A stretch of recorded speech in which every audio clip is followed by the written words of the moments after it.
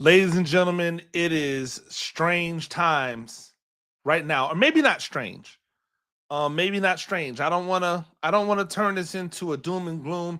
I do have questions, but I wanna be open to what the possibilities may be or what these moves mean.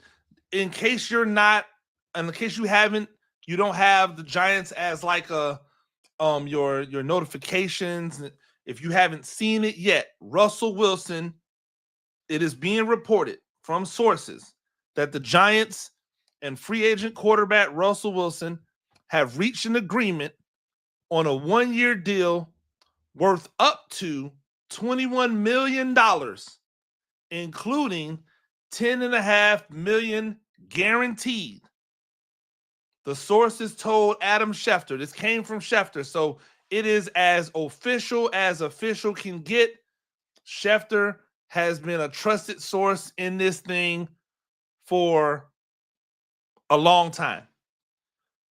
Hey, go into the comments, see the link. If you want to come and talk and let's talk through this thing together, I'm here for you. I'm Coach Gene Clemons. This is a Giants issue live. I'm not going to lie to you. I am not excited about this move. There is nothing about this move that excites me. There's nothing about this move that makes me feel good because I don't understand the purpose behind it. I don't understand the reasoning behind it. Russell Wilson, and not for nothing, even if you were talking about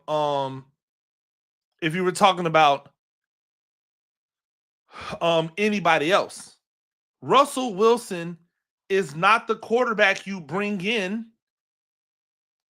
when you're trying to just be competitive. Like, unless you think that you have a team that can all of a sudden become a playoff contending team, not just somebody who might have a better record, but a playoff contending team, I don't understand this move. And I just don't know how good Russell Wilson is. I don't know what he has left. I was not impressed with what I saw last year in Pittsburgh. I still believe that they would have won more games if they allowed Justin Fields to play out the string. And so it's strange to me, it's weird to me that this is the move, that this is what they decided to do. And it's not strange because they decided to bring Russell Wilson in. It's strange because they brought in Jameis Winston. It's strange because they brought in Jameis Winston after re-signing Tommy DeVito. So now you have Tommy DeVito, who you just re-signed. You have Jameis Winston, who you just signed.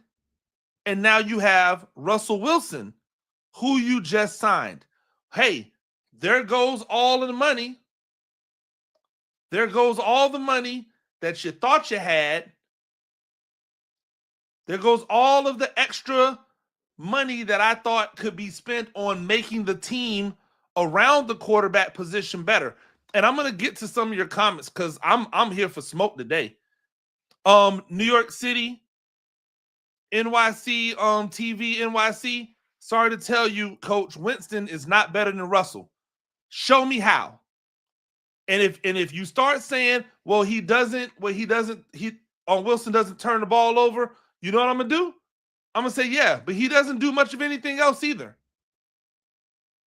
Like, what is the high level trait that Russell Wilson brings to the table now? Like today.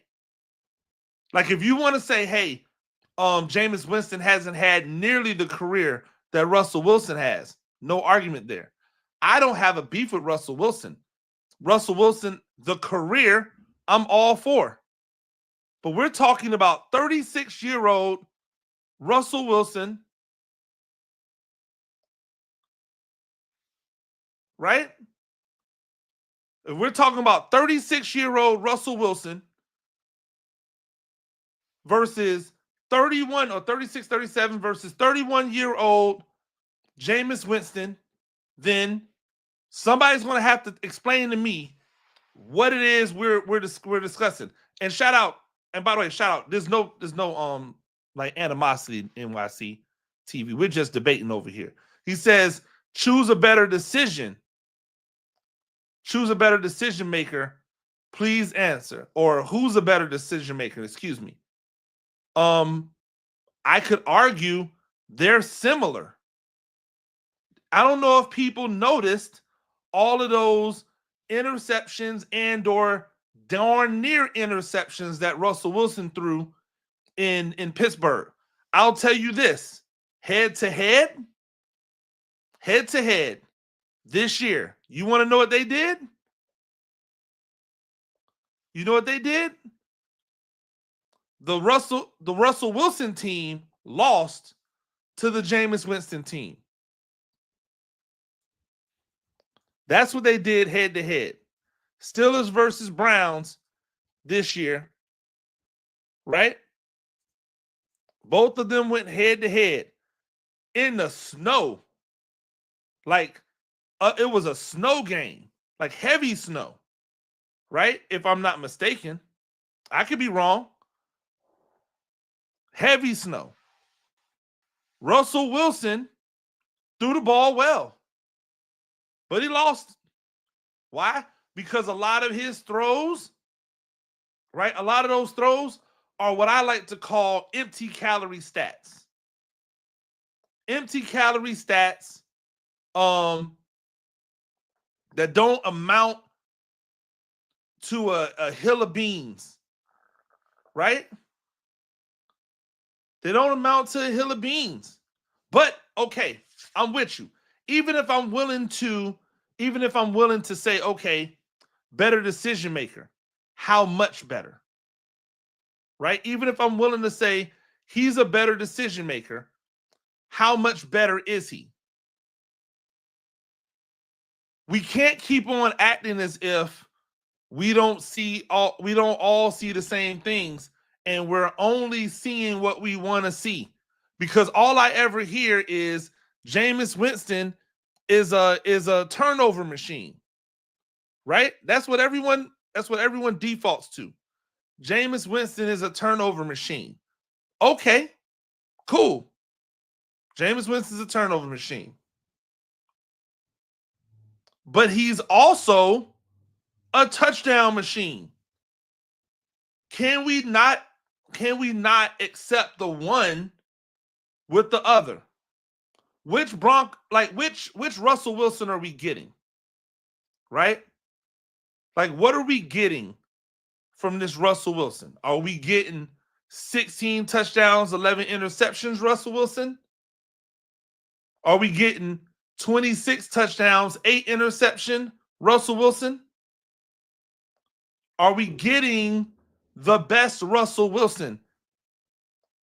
Because all we're doing is clicking off more and more years with this old Russell Wilson. Now, here's what I'll tell you. Here's what we know, right? We know now they're not drafting the quarterback in the first round. It would be legit. It would be legitimately the most ridiculously asinine thing I have ever seen. Right?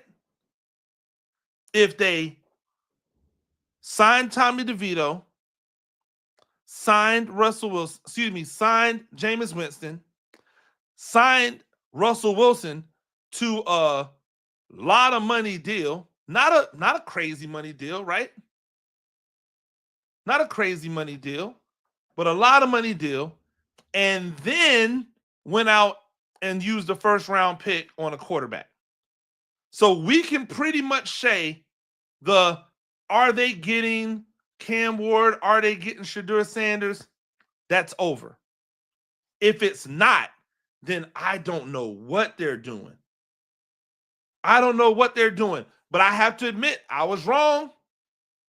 I thought that by getting Jameis Winston in, that meant that they were definitely going into the draft trying to get a quarterback. And now I just don't know. It doesn't make any sense.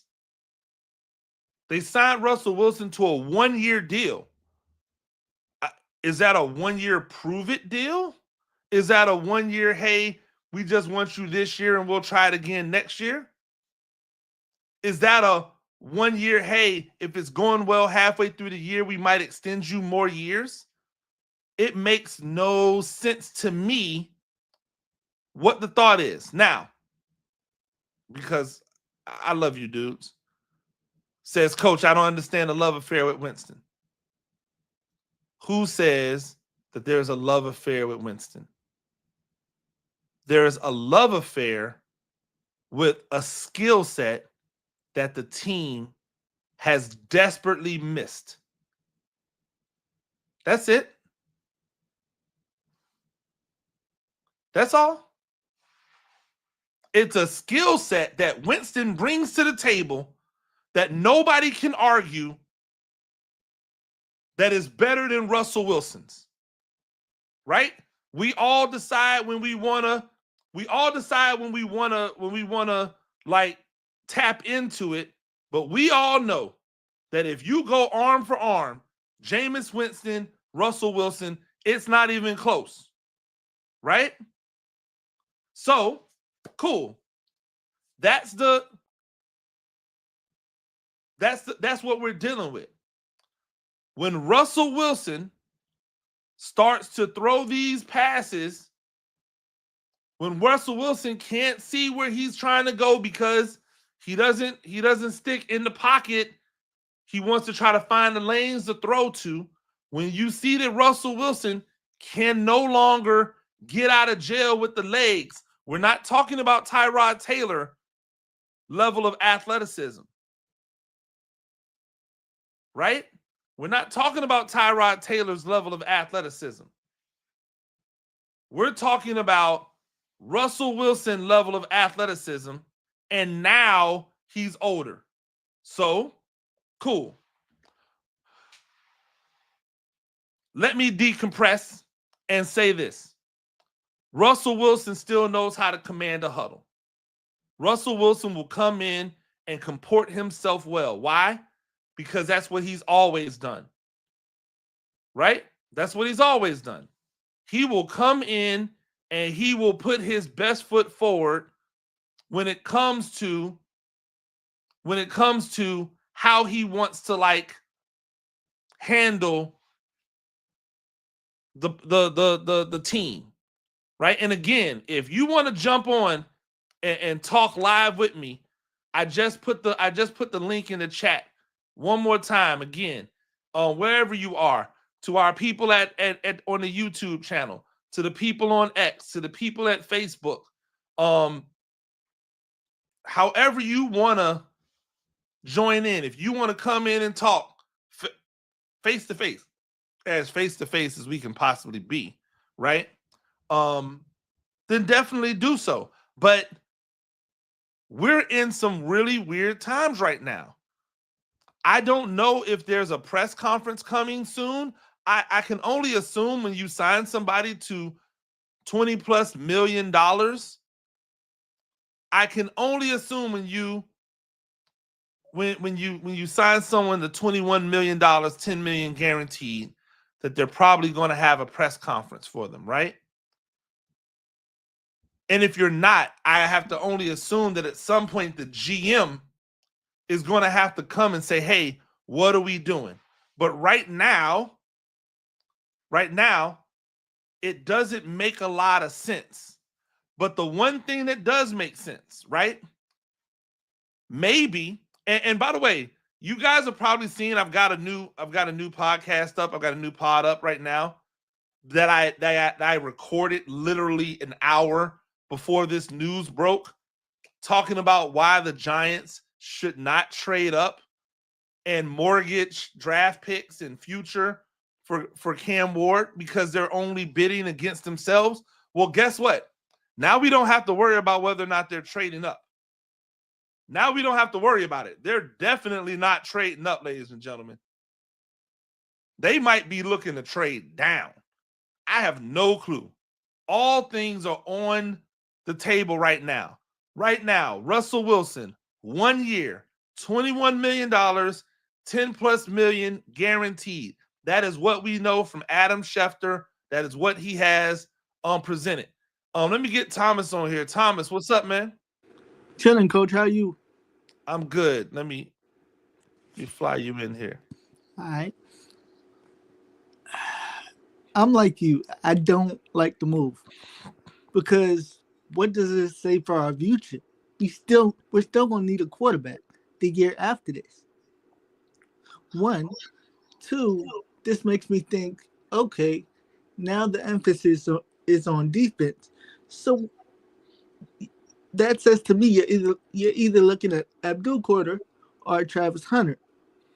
And when we previously spoke, you said you weren't particularly fond of Abdul Carter at 3. Yeah, my opinion on my opinion on Abdul Carter still hasn't changed. He's coming off injury. He's going to be coming off injury. I don't know if he had surgery or if he just had like a minor surgery or something that he needed to get cleaned up. I don't know if it's something that's going to linger. At some point, he's going to be fine, right?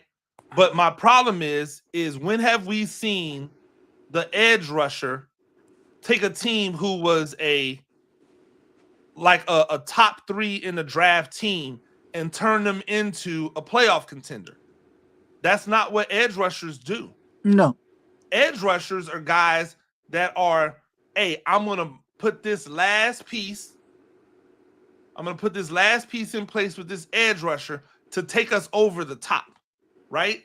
And so for the Giants to invest in another edge rusher when they just paid $100 million for Brian Burns, where they have a rookie that they took with a top 10 pick, still on a rookie contract, where they just paid money to another defensive lineman to come from the Cowboys and another one from the Seahawks to come in and help improve the run game and give more flexibility, to then double down and take another edge rusher at 3 seems to be very similar to signing a veteran quarterback to a really friendly deal, then turning around and signing a veteran quarterback who's even older to a $21 million deal. It would make no sense to me. Exactly. And the other thing that this comes off to me as desperate. You know how everyone was saying they don't want Shane to draft out of desperation? These, not Jameis, for instance, but this move in particular seems desperate to me. It seems, in a way, to just say, look, we've upgraded the quarterback position. It's a win now. It's a win now move. It's no doubt about it. When you bring in one of these veteran guys that you pay legitimate money, see, it was different. And people want to know why I was so on Jameis Winston. It's because it cost the Giants nothing to sign him. That's why. $8 million over 2 years is nothing. It allows you to build everything else up around it. But when you pay a quarterback $21 million for 1 year with 10 million of it or 10.5 million of it guaranteed, that's not nothing. And now it limits the amount of money that you have to be able to go out. You know what the Patriots just did? The Patriots just gave Stephon Diggs 3 years, $69 million. That's what they're doing while they're on the rookie contract of the quarterback. So to have a young quarterback or have a quarterback in that's cheap that you can build around, I'm loving it, right? When you then add in the one that's not cheap, now you're saying we're trying to win right now. And guess what? They might be able to win. I'm not somebody who is so far gone on the Giants where I say, oh, they're a 5-win team regardless. No. I really truly believe, Thomas, that last year with better quarterback play, this team could have been a 500 team. Now I agree with you. But here's my hesitation. Thomas has shown to be injury prone. If he goes down, we're kind of in a similar position, don't you think?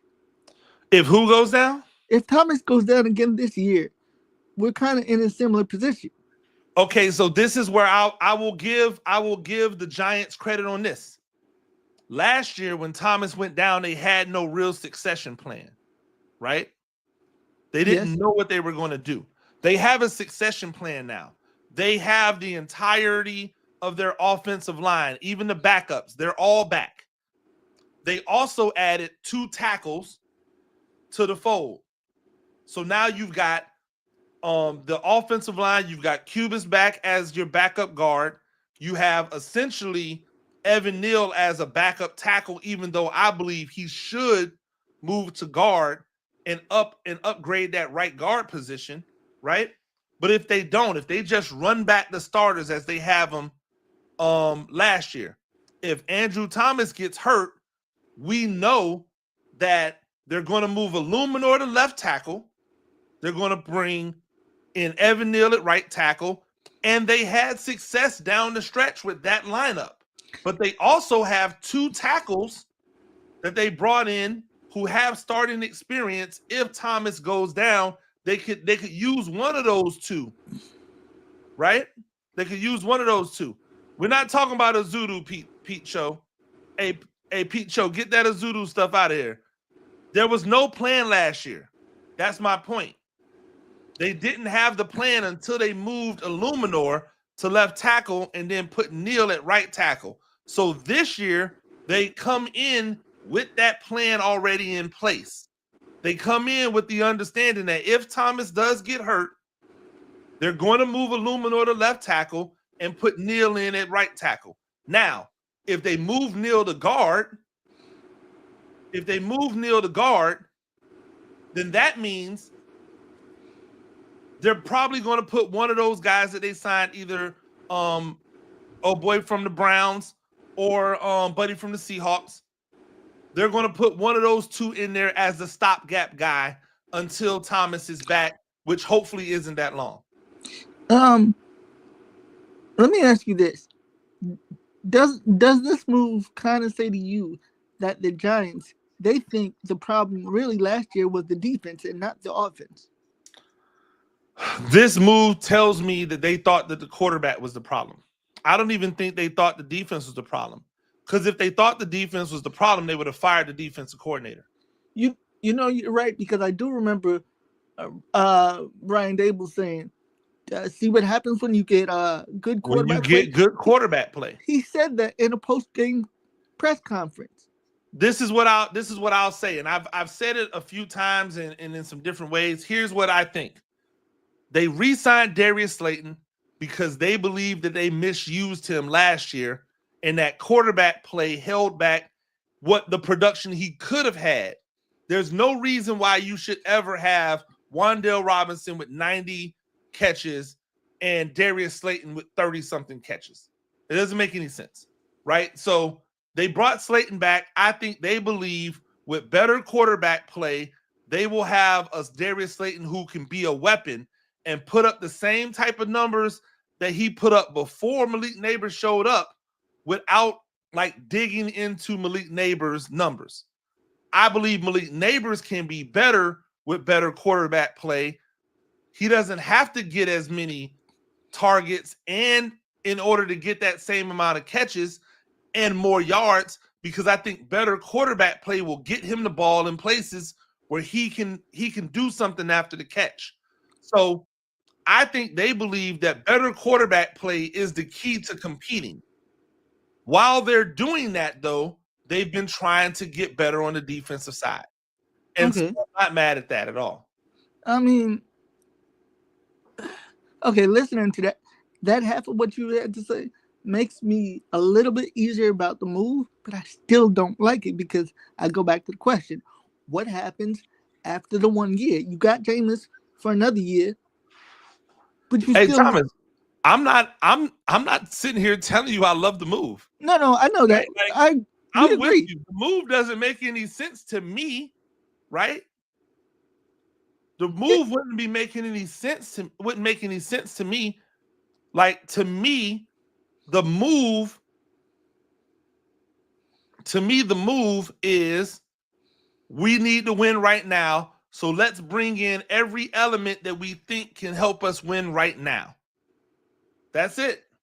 Oh, okay, so win right now is to them first round, maybe second round of playoffs. That's win right now. They're not making it past the first round of playoffs. If they I make agree. it in the playoffs, they're not making it past the first round of playoffs. If they make it in the playoffs, Okay, so then what's win right now? Because if we don't have a record like we had last year or the year before, then we hurt our draft position. you can't fight. But here's the thing: it's all about preservation now. You can't fire them if they win 9 games next year.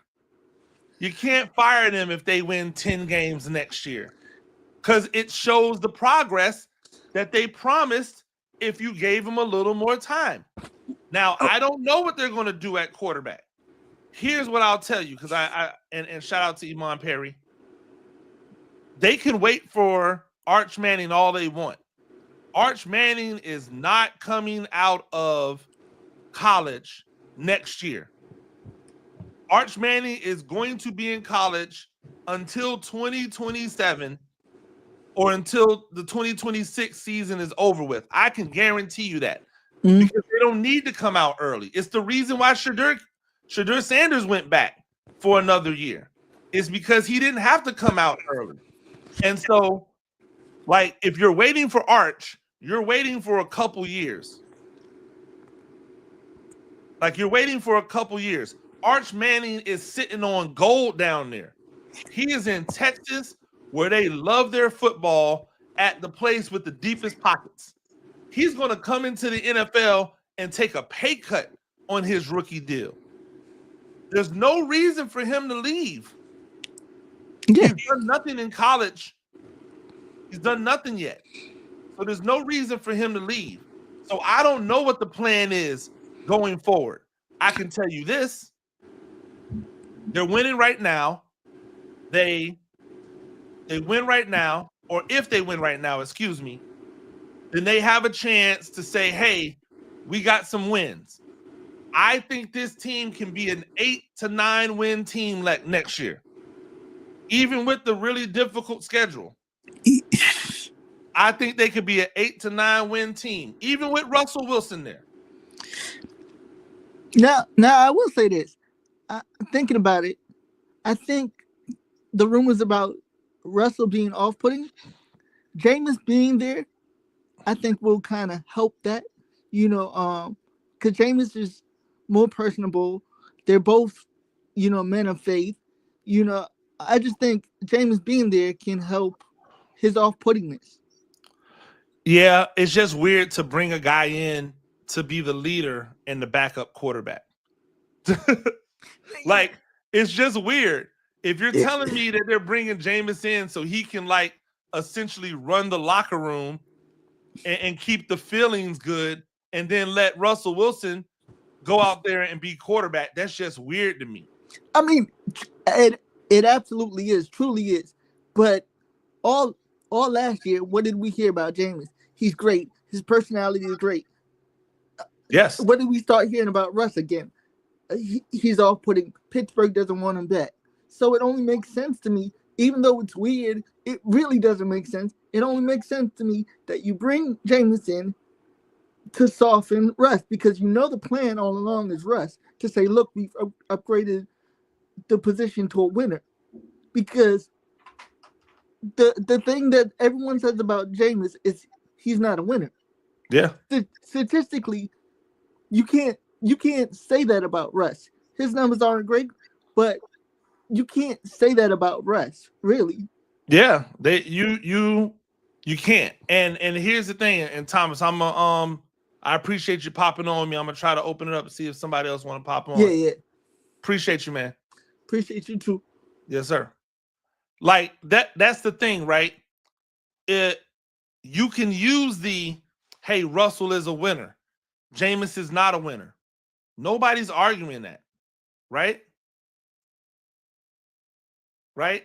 Nobody's arguing whether or not Russell Wilson is a winner. He's won. The question is, can he win now? And can he win with this team? Or is this just a cash grab? It's why I didn't like the idea of bringing in Aaron Rodgers. It felt like a cash grab. This still feels like a cash grab to me. Russell Wilson can't possibly be looking at this team going, that's where I can make the playoffs. Right? Like, I don't see that. And a lot of people are looking at this and going, yeah, but here's the problem. Russell Wilson won't complain.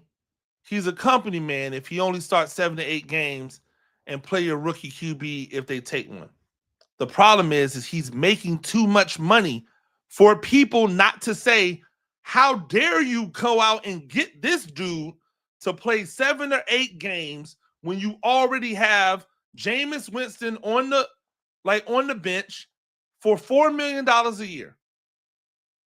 If the plan is to draft another quarterback, this will be the biggest fumble in the history. Now, I say all that, but if they get the quarterback, right? If they get him and he's the man, that won't matter. But in the short term, they are going to get all of these jokes. They're going to get all of these, what in the hell are they doing? If they don't get it right, then it's going to be a problem. And we're going to bring someone else in. Greg. How you doing, man? Man? I don't see us winning 8 games next year, man. What's the biggest thing holding the team back from winning 8 games? I think we have a lack of depth everywhere on the team. I think we have lack of talent. You think it's a lack of talent? Yeah, we have on offense. Who scares you? Malik Neighbors, right? If I'm a defensive coordinator, who am I scheming for? Only Malik Neighbors. So you don't think that teams are worried about Darius Slayton beating them over the top because he's done it his entire career. Darius Slayton quarterback play. Okay, I'll give you that. But I also think Darius Slayton sometimes he has a case of the drops, right? Yeah. But a lot of people drop balls. That still doesn't change the fact you have to respect him when he goes vertical, right? Here's where I would say I'm with you, right? Before the offseason, there's a lack of depth.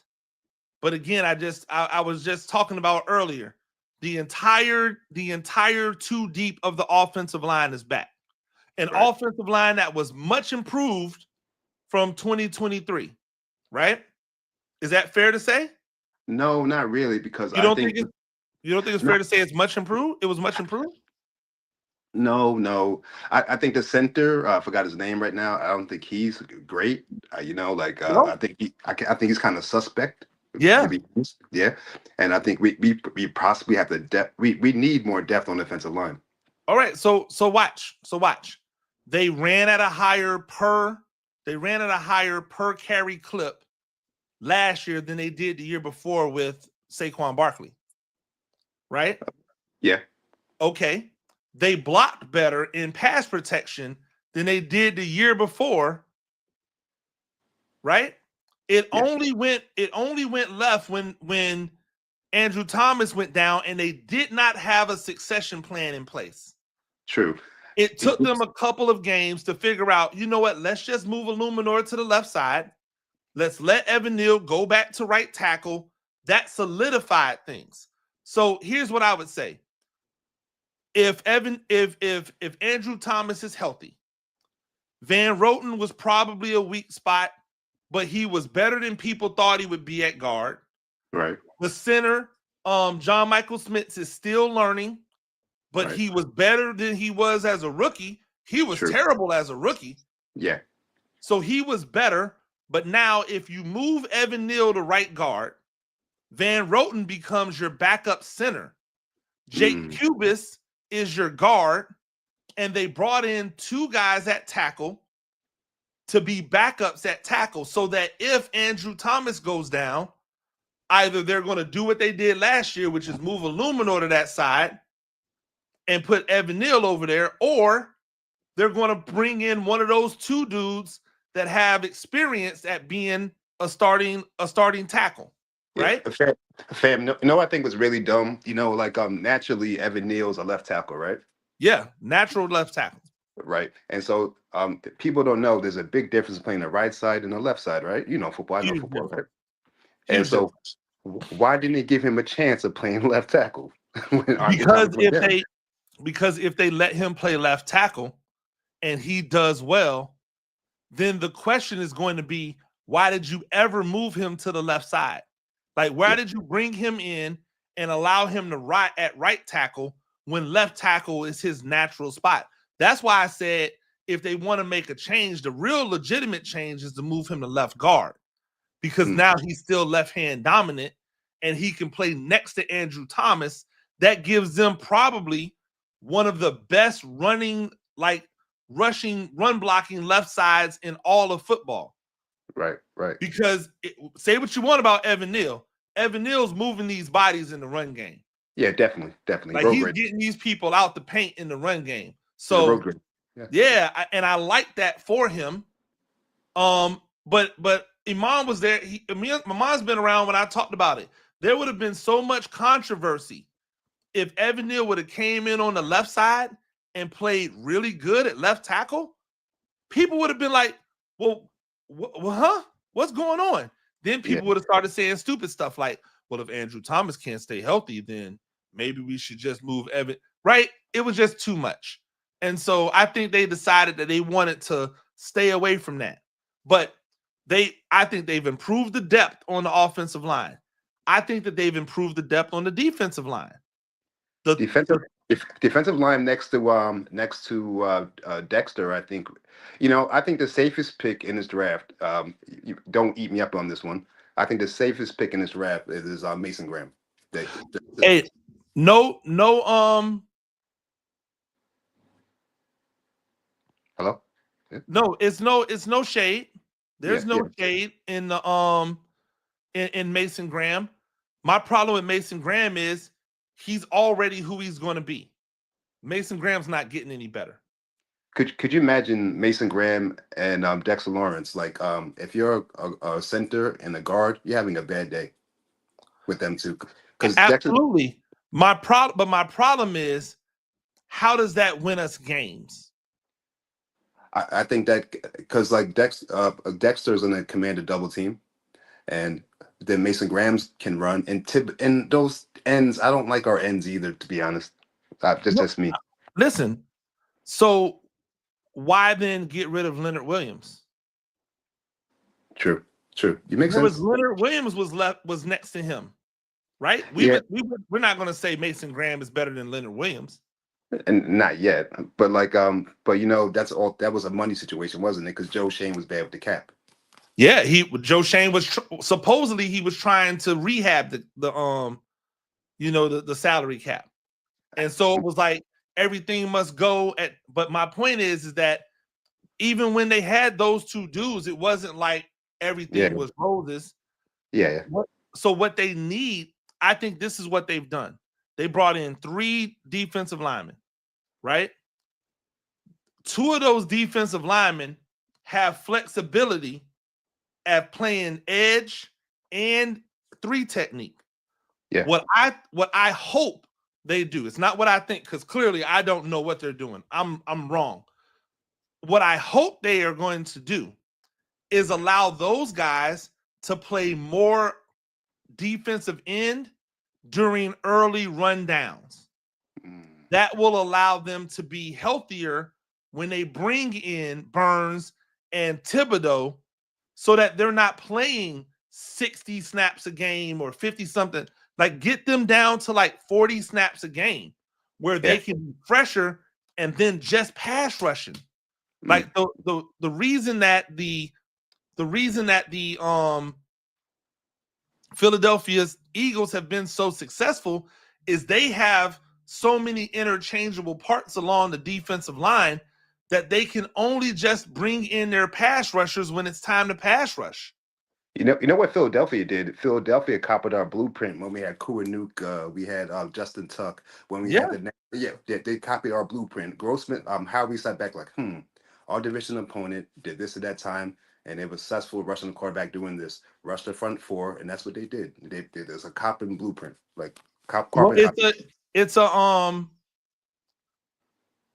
Well, it's a situation where you're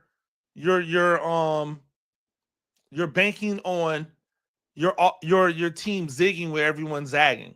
So while everyone else is out here trying to get that offense that puts up 300 plus yards a game through the air, the Eagles are saying, let's just run the ball really effectively, and if we put up 220 yards through the air, it's going to be a much more effective 220 yards. But here's my problem. Everybody killed Dave Gettleman when Dave Gettleman was trying to build a bully. Yeah, you're right. He was trying to build a bully. Everybody said that's not what they want. I want to go back to something real quick. Greg, I gotta let you go. All right, thanks, man. I appreciate you, man. All right, one love, man. Yes, sir. I wanna get back to something because someone posted something in the chat and I wanted to speak on it real quick. And I'm trying to find it.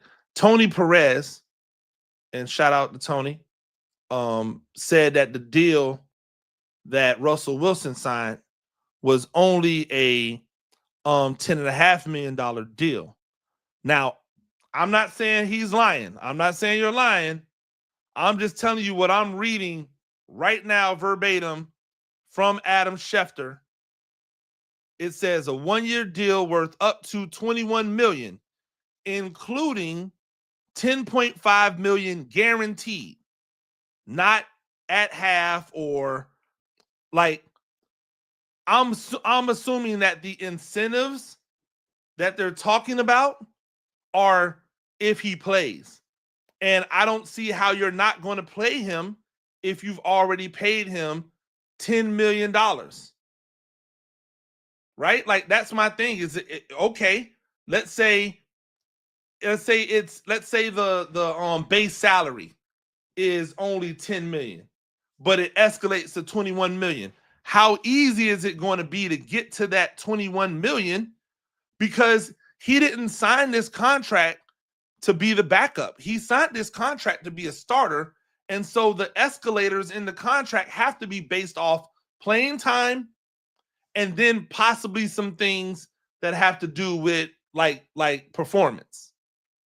So even if it's not $21 million, $10.5 million this year, base salary just for Wilson, when you already have Winston at $8 million for 2 years, does not make any sense. None whatsoever. Right? So I think they're out on quarterback. I think either they got word that they would not be able to get Shedeur Sanders or Cam Ward, or maybe they just aren't in love with Shedeur Sanders, who they think might drop to him. If this turns into Travis Hunter, okay, cool. You better get a quarterback in that third round or that second round. You need a young boy in there. You need somebody that you can build around. Arch Manning is not coming. You've got 2 years at minimum before Arch Manning hits the draft. So now you've got touchdown Tommy Cutlets, you've got Jameis Winston, you've got Wilson. Let's start making the best of it, right? I spent the first 50 minutes of this thing complaining about it. All right, let's make the best of it. You've got two guys at quarterback who are capable. They're going to win different ways. Russell Wilson is going to look to get the ball out of his hands faster, right? Make quicker reads.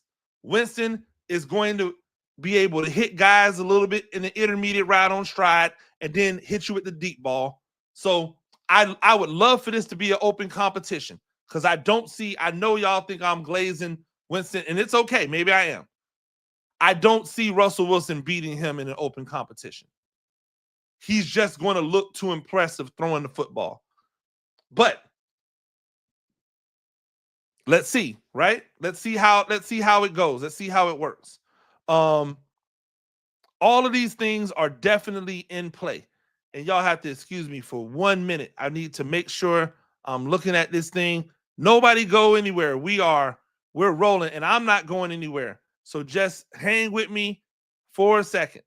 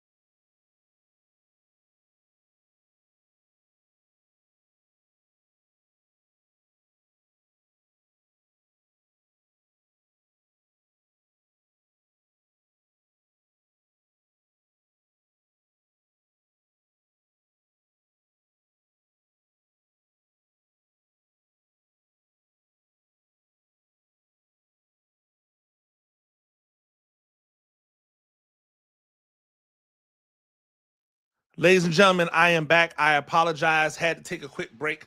Not even a bathroom break, but I had to just make sure that some business was taken care of. A lot of activity in the chat. JT Savoy, I want to go back to. It says someone needs to explain to me how we grab QB guru Dabes to groom our franchise QB. Now we are going into year 4, and it's highly likely he doesn't draft one. That's a great question. Unless the plan is to draft the highest upside in this draft, which is Jalen Milroe. Right? That's what it is. Man, what are we talking about? It's a 10.5. Hey man, you got to be kidding me. $10.5 million deal for 1 year is not a steal when you're talking about a dude who has not shown that he has an ability to pull a team out of the dumps. He does not show the requisite skills that they are looking for in New York out of the quarterback. They want somebody to drive the ball down the field. I don't understand why we don't get like I understand. Listen, it's cool. I get it. Russell Wilson has won games in the NFL. Russell Wilson has been on good teams. Russell Wilson has done stuff. But why do we always keep looking to the past and not looking to what we've seen them do in the present? Russell Wilson was not good last year. He was just mediocre. Jameis Winston was not great last year. He was just mediocre. The difference is one of them has a skill set that the Giants, right? That the Giants are looking for, and one of them does not. That's it. Russell Wilson is to me, and again, if I'm wrong and he comes out here and lights it up, bet it's great for me. I want to be wrong. I just don't think I am. That's all. I just don't think I'll be. But again, I want to try to be positive, because what Russell Wilson has hung his hat on is decision making. Outside of that 1 year where he had double-digit interceptions with Denver, he normally doesn't turn the ball over, right? So let's operate underneath the guys that he's going to take care of the ball better than a Jameis Winston would.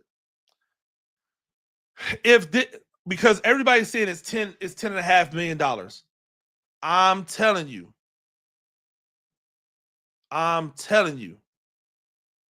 he would not have signed this deal if he did not think he had a better than likely chance of getting to that $21 million. That's it.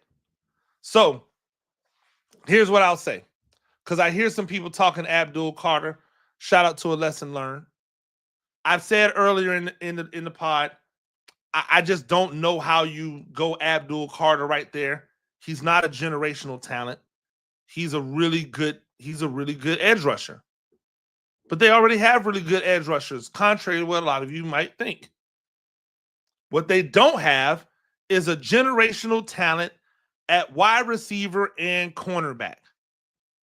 And that's where you go if you're not going to go quarterback at 3.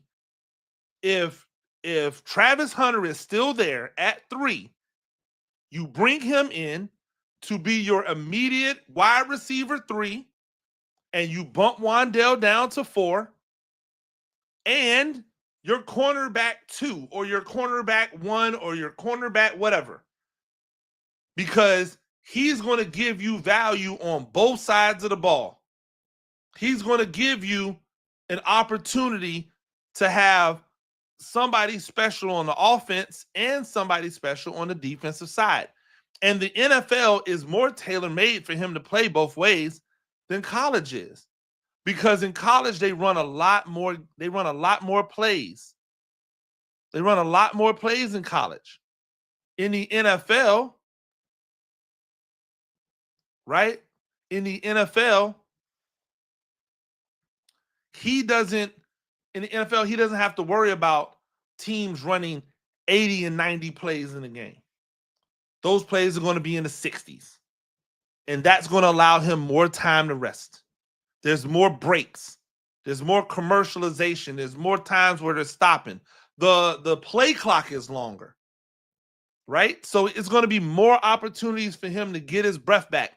And he's one of the most well-conditioned athletes we've ever seen, regardless of sport.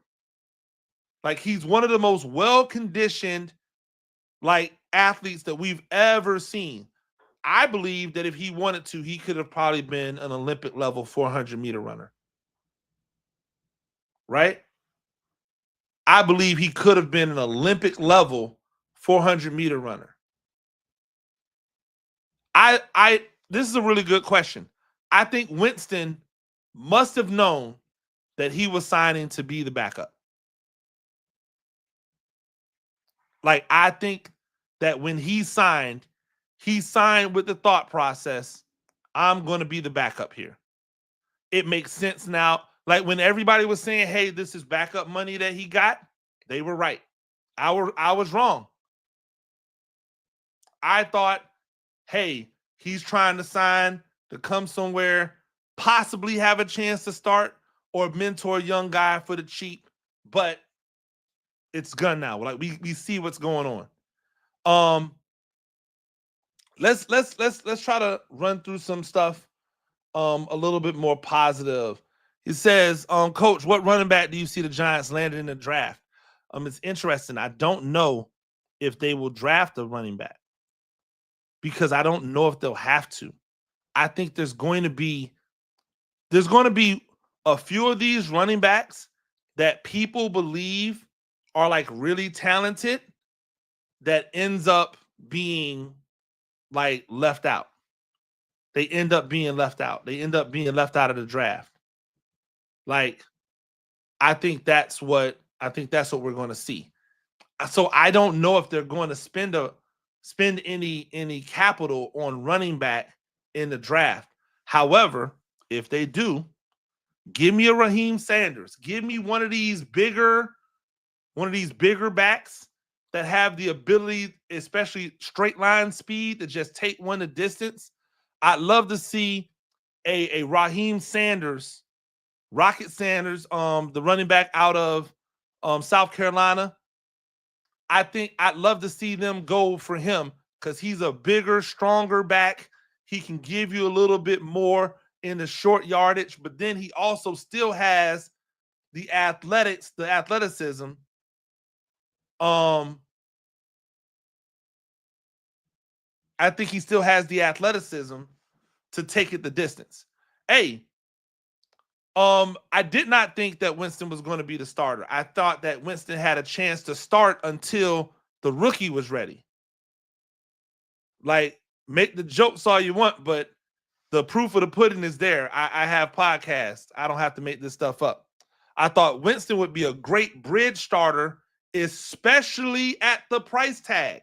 That's the point that y'all keep on missing. Like, especially at the price tag, at $4 million a year, that was a steal. At 10 million, that might jump to 21 million after you've already paid 2 other quarterbacks. Not as big a steal as y'all are acting like it is. But it's cool. I can be wrong. It's all right. I'm wrong. He's not the guy. He's not the guy. I like the running back from Virginia Tech, Tootin. I don't know if his fumbling issues, like, he fumbles the ball a lot. He fumbles the ball a lot. But he also hits a lot of home run. Right? He also hits a lot of home runs. And so I like that. But he's a smaller back. I think this team needs a bigger back and not a smaller back. So that's why I like Rocket Sanders a little bit more. Hey, shout out to Tutu Azuri. Hopefully everything's going well with the boys over there, you know, rugging it up. Make sure y'all check out that rugby team over there. Always appreciate you coming, stopping in, and dropping a couple dollars your boys' way. I really do appreciate it. I don't do it for the bread, but I ain't mad when y'all do. I'm definitely not. NYC, TV NYC, you gonna have to come on here, man. You talking real greasy over here. No, I'm only kidding, Mike. I'm only kidding, big dog. Like, but yeah, I did say it on my podcast that I thought Winston would be a great person to start as a stopgap until the rookie was ready, whether that was a year or halfway through the season. I really thought that was the way to go to save money as well. But again, it's not what they're trying to do. So, you know, you gotta be willing to zig when they zag. And trust me, the next time that you guys hear me talk, right? The next time you hear me talk, I'm gonna be done with the Wilson slander. The next time you guys hear me talk, we're talking straight about, hey, what can Wilson do for us? Right? What can Wilson do? How can he be the positive? I gotta assume that he's the starter. Although I will say, if they open up this thing and make it a real competition, I am back on your ass when Jameis Winston outplays Russell Wilson in a legitimate open competition, the same way that Tyrod Taylor outplayed Daniel Jones when they supposedly had an open competition and they just gave the job to Daniel Jones. I would 100% be willing to bet. I will 100% be willing to bet that if there is a legitimate open competition, that Jameis Winston outplays Russell Wilson. Now, again, if they decide they want to go out and get a quarterback with the number 3 overall pick and it's Shedeur Sanders, I'm not going to like how they got to it. I'm going to feel like it was really goofy, but I'm still going to be happy that they got Shedeur Sanders. Right? But I also know that what Russell Wilson is going to give you is not going to be the same thing that Jameis Winston was going to give you. And again, that might come with some more interceptions with Jameis Winston, but it was going to come with more touchdowns too. So, I mean, it is what it is. Russell Wilson being here, we know the one thing that we can guarantee with Russell Wilson is that he's going to give it his all. He's not going to go out there and lay down. I couldn't guarantee you that with Aaron Rodgers, but I can guarantee you that Russell Wilson is going to go out there and play as hard as he possibly can play. Right? Like, he'll play as hard as he possibly can play. He won't be a distraction. And by the way, he shouldn't be. if he's getting like an 8-figure contract, if he's getting an 8-figure contract, then you should just be quiet, right? Like, I don't expect him to be a problem because he's getting 8 figures. So it'll be interesting. You know what I want to do, and I'm going to put together? I want to put together a mock draft, but what I want to do is I want to have, because I believe the Giants have 7, 8, 9, 7, 8, or 9. I forget how many draft picks, but they've got draft picks. I want to get a different Giants creative, and then we're going to put the picks into a hat and then draw them. And then we're going to allow each creative to make a bid for who they want to draft. And then the other people either agree, but if there's a disagreement, try to convince them of something different. And we're going to go through the entire draft. I think it would be fun to do. It'd be fun to try to put that together. So I'm going to work on that, get some other creatives. I like talking with other people who really understand the game, but also who have a passion for the team that they follow, the team that you guys follow. And to me, like, that would be a fun little exercise. I agree with New York State of Mind and Anthony Phillips, who talk about defense being the identity. It is why if you don't get a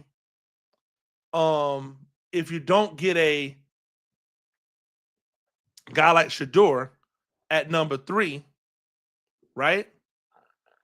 Then you go out and you get a guy like Travis Hunter, because he helps you keep points off the board and put points on the board, right? He gives you defensive help and he gives you more offensive punch, more offensive firepower.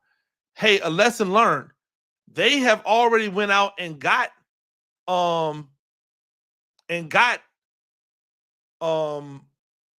help for Dexter Lawrence. They've signed 3 defensive linemen in the offseason to come in and help. And I think it's smart. Like I said, I think that those guys, 2 of those guys have the versatility to play on the outside or the inside. All 3 of them are better against the run. I think you can see some of those dudes playing more on the outside. Greg Esau, Coach, how can we even afford a QB? We've only got $17 million in cap space, and we'll need about $10 million just to sign the rookie class. Well, someone's going to get cut. Like, that's what happens. Someone will get cut.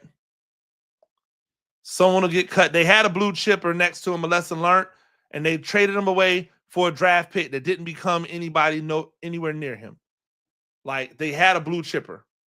It's time to, like, you can't keep on trying to dump all the money into there. Some point he's gonna have to elevate somebody next year next to him, right? So I agree. I would love to see another really good defensive lineman next to him, but how many defensive linemen are playing next to another high level, like, defensive lineman? Who is the high level defensive lineman that's next to Jones over in Kansas City? Right? The Washington Commanders had 2 high level defensive tackles and 2 high level defensive ends and couldn't win games. They had both defensive tackles, 1st round draft picks. They had both on the outside that were 1st round draft picks, and they couldn't win games. So I don't know.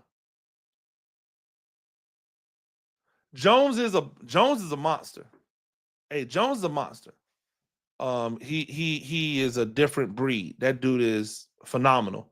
Anthony Phillips says, "Yep. Movie piece. I don't know. I'm slow. Maybe I'm washed. I don't be understanding all of these, all of the emojis and stuff like that. But hopefully that's good. And if it's not, if you're just saying peace out, I appreciate y'all. Y'all are, Appreciate you for hanging out. Cut. You don't like that. He doesn't like it. That's what I'm saying. Okay, I get it. He doesn't like it.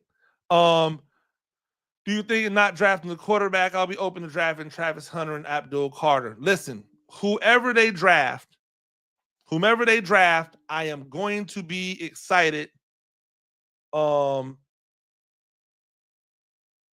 whomever they draft. Like, to me, whoever they draft is going to help some way. Even if they draft Abdul Carter, I'm not going to dwell long on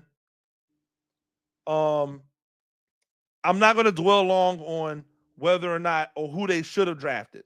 I'm just going to say, hey, let's see what Abdul Carter can do for us.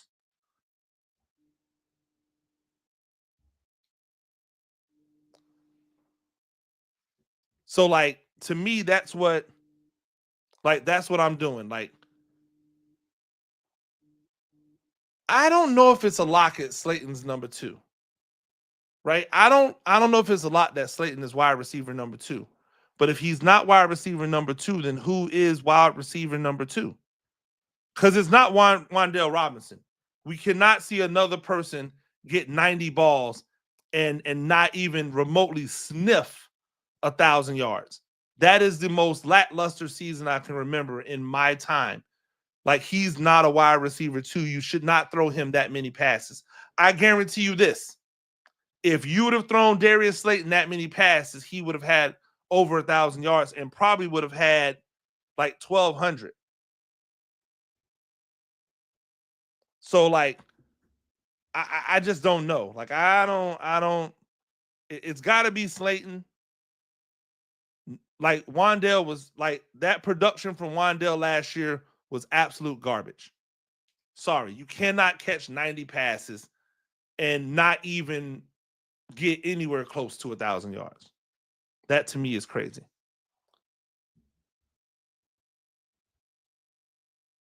So I don't know.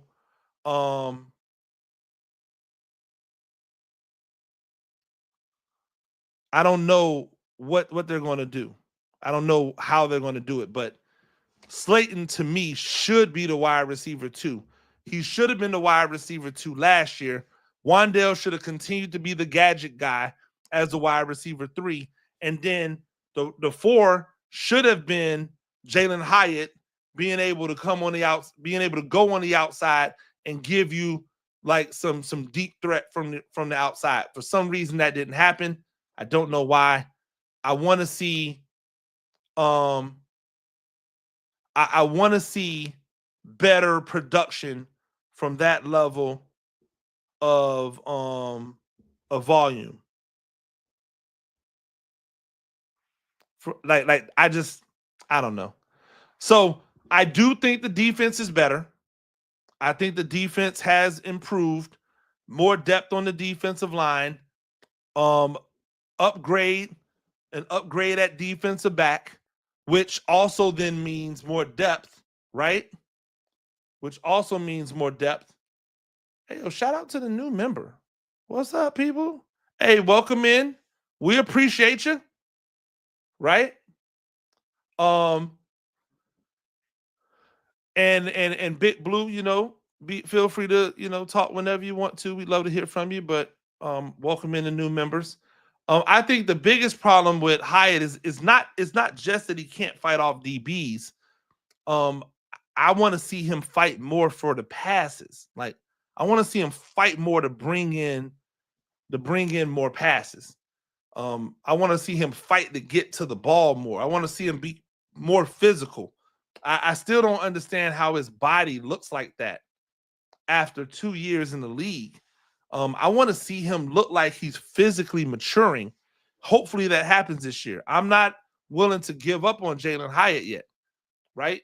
I just think he needs more consistent opportunity. And if he gets that, then that's going to help him be more successful. So I think that they helped themselves in the defensive backfield by adding another guy who could possibly be cornerback number 1, right? By adding somebody who can possibly be cornerback number 1. that means that a guy like Cordell Flott gets to be like a super sub backup. We know that he has value on the outside and he has value in the slot. So that makes the depth better. Bringing Holland in means that you've got a real legitimate high safety who's rangy, can break on balls, be a playmaker, right? So that's what we need. We need to see more defensive backs make plays on the ball. We want to see them make more plays on the ball. So we'll see. We'll see what happens. I appreciate everybody that was able to jump in. I had to go live because, again, I have a pod that I just recorded an hour before the news came out about Russell Wilson. So it's going to sound a little weird, right? It's going to sound a little weird. Just know that that's why I came right back and gave you guys an hour and 15, an hour and 20, where we talked a little bit more about Russell Wilson and Jameis Winston together. We'll see. We'll see what happens. I do like what Tank Parham is saying, right? Russell Wilson is the win now guy. Winston is the backup, right? The backup behind him, and then Sanders is the future. If you line it up to me like that, I'm willing to buy it. But I also do really believe that the money could have been used better, right? The money could have been used better. So we'll see how that goes. Ladies and gentlemen, thank you once again for joining me. Make sure that you hit that subscribe button. Make sure that you are going to the New York Giants on SI website, checking out all of the good, great, and uglies. I guarantee you, I'll have a good, great, and ugly of Russell Wilson up here pretty soon. I'm gonna file through the tape immediately. Also, make sure that you check it out. Check out my other one, because I was talking about moving up and down and why the Giants shouldn't move up, because there's nobody to fight with and you shouldn't go hungry. You shouldn't go shopping hungry. I'm with it. Go check that out. Until next time, I'm Coach Gene Clemons, and I have a giant issue.